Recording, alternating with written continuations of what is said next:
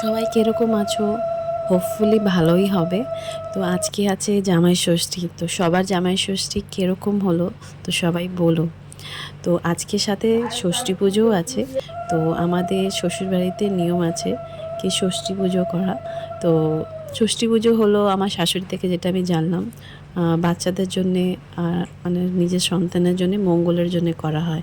তো আমার শাশুড়ি মা সবার জন্যে করেছে, সাথে গিফটস দিয়েছে, উপরে খুব ভালো ভালো খাওয়াও বানিয়েছে। আর সন্তানের মঙ্গল কে না চায়, সাথে আমিও করলাম যেন মা ষষ্ঠী সবার সন্তানকে ভালো রাখে, সুস্থ রাখে। এটাই আমি প্রে করি, যেন সবাই সুস্থ আর ভালো থাকে, তাই না? কি গিফট দিয়েছে বাবা?